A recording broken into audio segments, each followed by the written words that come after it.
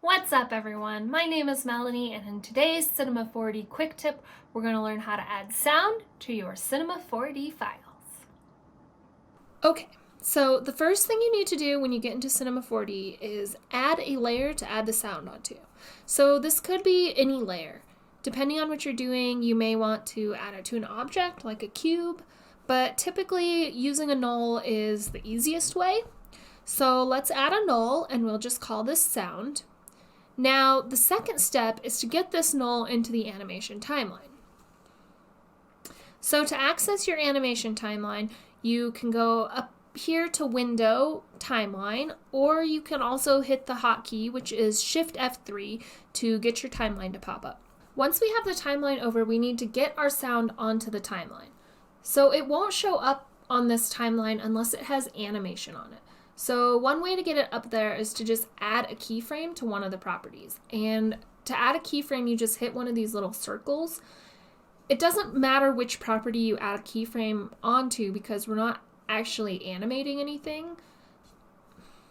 So if we just add a keyframe to this X, you can see the sound popped up in our animation timeline. Now you can also just drag this over to your timeline without adding a keyframe. So once it's over here, you just go to Create, Add Special Track Sound, or you right-click on your sound and go to Create, Add Special Track Sound. And this handy little sound box will pop up. You can hit the triple dots, which will bring up your file manager and import your sound file, which can be anything. It could be a full audio track, or it could be just a sound effect. I'm going to add a sound effect here.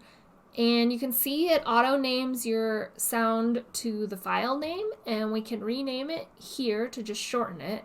And you can see the name changed on our timeline. And now we have sound. We can toggle the layer open to see the waveform and play our sound. Perfect.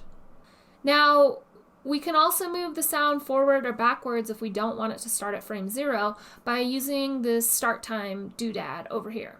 So if we don't want it to start until, say, frame 20, we could just hit that and you can see our waveform move forward 20 frames.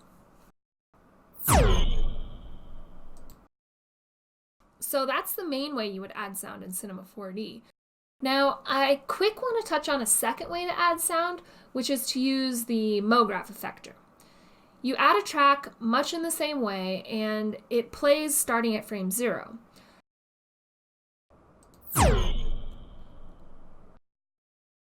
However, this method is a little harder on the processor because Cinema 4D has to calculate more, so I would only use this way if you plan to use MoGraph tools. For instance, if you were going to move objects to the beat of the music, but that's a tutorial for another day. Just know that it's here if you need it, but using a null is the most common way. So that's it. Those are the steps to add sound to your Cinema 4D files. Thank you so much for watching. My name is Melanie. You can find me at MoGraphMel across all the socials. I hope you all have an awesome week. And until next time, happy animating!